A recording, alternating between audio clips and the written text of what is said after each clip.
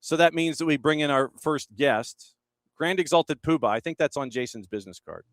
It is a president of Pritchard Industry Sports and Entertainment Group, Jason Brock, to talk about all things behind the scenes that we don't get to notice when it comes to making sure that an event this size that is currently going on goes off without a hitch. Jason, thanks for dropping by the morning show. Thank you very much. Thanks for having me.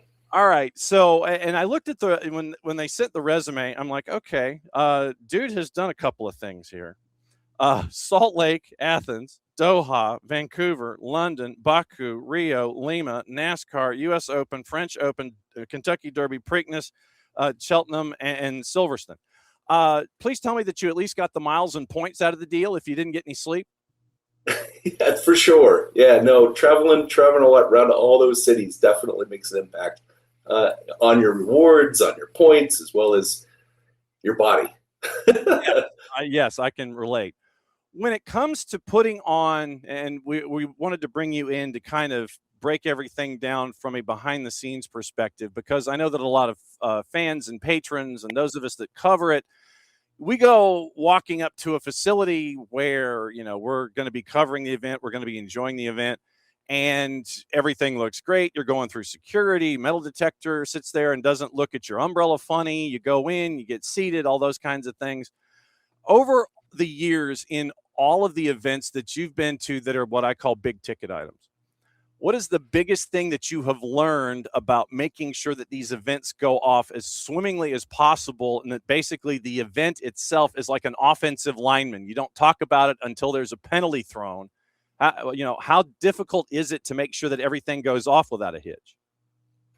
It's all in the planning. It's the coordination of the efforts. It's every single partner, every single vendor, every supplier playing a role in understanding the vision of what is trying to be produced and executing on all the small parts in order to make it all happen. When you're talking about all these different parts, how many different elements of infrastructure are we talking about here? I mean, I could sit here and try to name some and we could brainstorm it a bit, but how many different parts of the flow chart are you having to sit there and navigate to make sure that everybody just goes to that top point and that everybody's acting as one? How many different things are we talking here? Oh, I mean, there's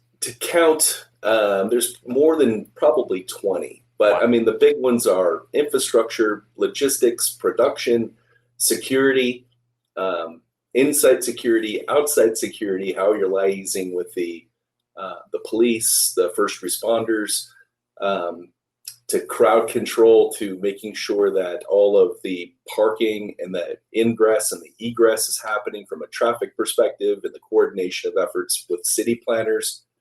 There's a lot of moving parts that go along with trying to make it as fun and comfortable for the fan as possible. So for those that are being uncomfortable, so the rest of us can be comfortable, I mean, how far back, and I imagine that this is something of a weighted question, WEIGHTED, that if you're doing something for the first time, if you're doing a big ticket item for the first time, I would imagine that you might be meeting to death to make sure that everything is going to be okay. And then the more that you've done them, you might have less meetings proportionally and such. Is that kind of how this works? Is that the first timers want to sit there, they want to make sure everything is pluperfect, and then it might be less and less? Or are you finding that still, when you have folks that have done it before, they're still going to have the same kind of meeting numbers and the same kind of address with one another just to make sure that everything is fine? You do have less and less as you get closer on your execution, from a meeting perspective, but you also are adjusting still. So you're still having to go back through, because the network timings and from a media perspective and how all of those pieces are going to come to play throughout the game day. They're constantly adjusting for all those different components. So everyone in the entire stadium environment has to shift in order to compensate for all of those changes as well. So you have to really stay close to the pin on making sure that everybody is involved actively and executing appropriately. What was the first big ticket item that you did? I mean, for me personally, it was probably the 2002 games, and it was a good learn because it happened just after 9/11, right. And so there was a massive amount of security infrastructure that was put into place, and so for me, nothing's quite been as dramatic as that. But still on the way through, definitely lots of learns and changes around the world as things have adapted since then. And then obviously you could talk about COVID and the adaptations there as well in a different kind of phrasing. But what did you learn in that first time in Salt Lake City that still may apply today when it comes to how you're trying to implement something and make sure that everyone's on the same page? I think infrastructure and security infrastructure. So making sure that the entire place is safe for all of the patrons and the fans, as well as the employees. I think prior to those games, not as many requirements and background checks and accreditation process maybe were as in play as it was post those games. Are outdoor events, how I guess, let me phrase it this way. How different are outdoor events when it comes to making sure that everything is going as well as it can versus an indoor event in a controlled environment? Is the terminology and the language still the same and the implementation still the same, or is it different outdoors versus indoors? It's definitely different. You're creating that infrastructure. You're building your four walls of your gates and then pushing back to make sure that the experience is appropriate for ingress and egress. That's probably the biggest difference for an outdoor event than an indoor event. But aside from that, it's the same. On the inside, from a production perspective, it's very much similar. When you have events and events and events and events and all the ones that you've covered, is there one particular element of preparation that seems to be the most common one where folks stumble, whether they're doing it for the first time or they sit there and it's like, yeah, we're good. No, we got everything covered. And then it comes up and bites them. Is there, in your experience, is there one particular aspect, whether you're a rookie or a veteran venue, that, okay, this keeps cropping up regardless of how much care we put into a situation? I mean, I honestly believe there are so many people that are in that environment that go from games to games. It is very much a small crowd. And so I think that games just get better as they continue to evolve. I wouldn't say there is one particular, there might be a different stumbling block for the different countries as those same people are learning and adjusting from place to place, and how they manage through all of the critical components that make an event happen. But I think it changes depending on the location. When it comes to all of the different aspects to make sure an event goes as well as it can, is there one particular part of it that those of us that walk in the door don't necessarily recognize? We might take it for granted ourselves walking in the door, but it's the most critical aspect of an event to make sure that it goes as well as possible. And I guess what I'm trying to say is there one part of this that is non-negotiable? This has to go as best as humanly possible to make sure that everything is going to be okay, that we don't notice walking in the door. I would say it would be the difference between a regular event and a major event. Right. And that is a regular event, there might not be as large as worldwide coverage as a major event. Right. And those two differences make all of the difference in the world. And you might not notice them until you go to your regular stadium.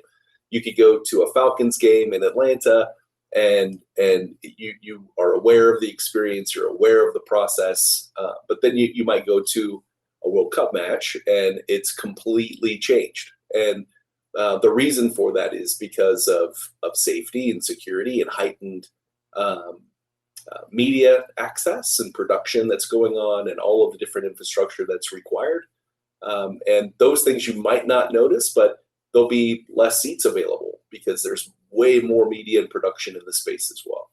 Jason Brock, President, Pritchard Industry Sports and Entertainment Group, breaking things down behind the scenes. He's pulling back the curtain for us. He is our wizard when it comes to this kind of stuff, and breaking things down here to what we don't notice to make sure that things go as swimmingly as they do, especially in a World Cup. So let me ask you this.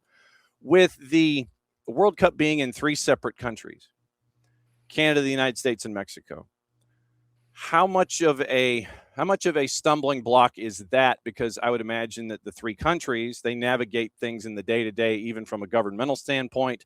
You've got that you've got to tackle. Then you've got infrastructure ideas that you've got to tackle. Or in these three governments, are they sitting there and saying, okay, you guys have done this before. You're the ones in charge of this. And I would imagine that probably takes a lot of internal control with these governments to sit there and say, yeah, you got this. We'll keep an eye on things. How different is it to discuss things amongst country lines as opposed to city lines and city governments, you think?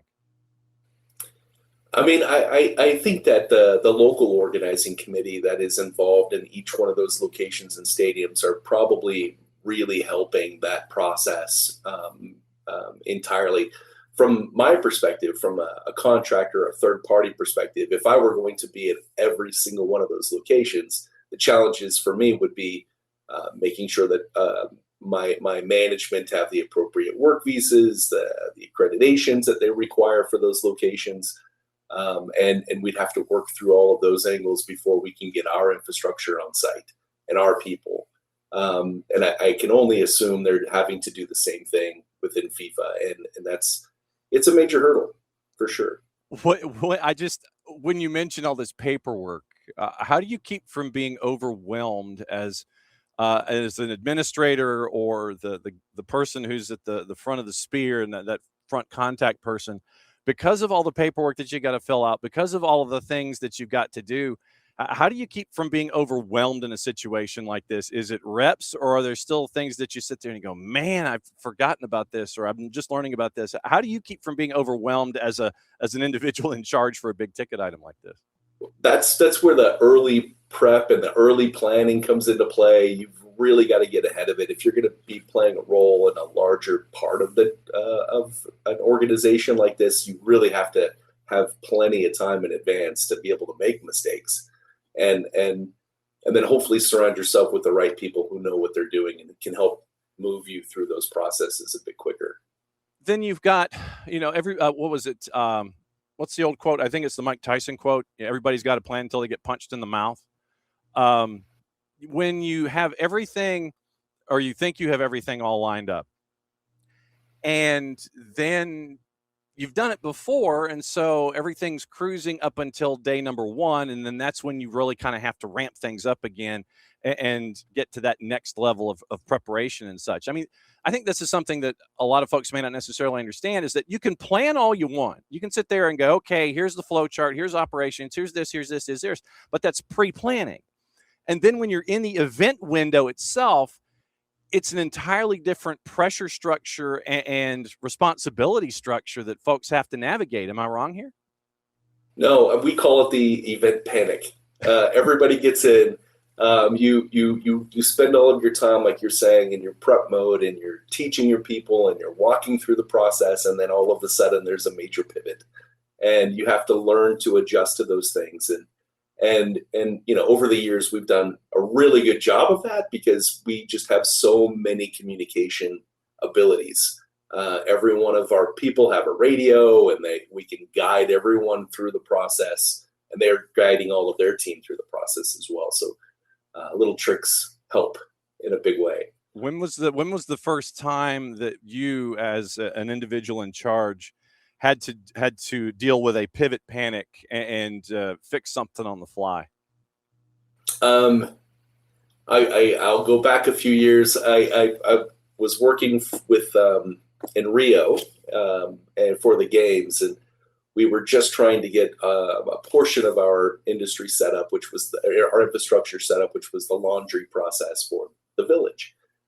And all of our stuff got held up in customs for a very long time. Wow. With a bit of red tape. And so there was a lot of panic from our technology perspective, just because we really needed that in order to get set up properly on site. Luckily we did, but it was very last minute, and we made it happen, but that was difficult, very difficult. What advice would you give to venue organizing committees and event organizing committees to understand the elements that you as an infrastructure organizer have to get done so you can function? I mean, what advice would you give all of the red tapers to understand what you've got to do? I know that navigating countries and laws and governments and security and all that kind of stuff is different from case to case, but is there something that you would sit there for organizing committees to sit there and have them understand, we got to do this, you got to help us out here and meet us kind of, or at least try to meet us halfway here? What's the biggest thing that you would recommend to organizing committees and venues about making sure that everything can be in place and be as best as it can? Over communicate. That's what I would say. And many contractors can help overcome many obstacles if we know what those are. You got to know what the problems are. And I think that the more that people over communicate, the better the event will be. The more people know exactly what's happening, and the more they can help to assist and adjust. How long did it take you to impress upon folks we need to over communicate here? Pretty early on. Only because there's so many moving parts, and so if you don't over communicate, things just get lost in the shuffle. When is your next big ticket item? Well, right now our company is in the middle of a major growth mode, so it continues to perpetuate itself through all the different regular facilities that we take on all the time. So we're in the middle of one right now. We just finished up assisting with the finals in San Antonio, which was an amazing experience for our team. And I would say probably the next one that we're transitioning for right now is in Atlanta, which is the Georgia World Conference Center as well. Wow. Okay. So Georgia World Congress Center. So we're going to be seeing you in our neck of the woods, hanging out with big ticket items coming up soon. I cannot thank you enough for doing this, to kind of pull back the curtain a little bit, to have folks understand what it means to go into a venue and make sure that, yeah, everything's great. You walk in line, your tickets are great, everything's fine, no problems, none of this, but to have folks understand what it takes to get to that point. I can't thank you enough for dropping by and educating us here on a Friday morning. If you would please, sir, go get breakfast and a cup of coffee, and just enjoy your weekend, and get some rest, man, because I know you're going to need it when you come over here and hang out at the World Congress Center. Thanks for dropping by this morning on the morning show. I really appreciate it. Thank you, John. Appreciate it. Thank you for having me. You bet. There goes Jason Brock.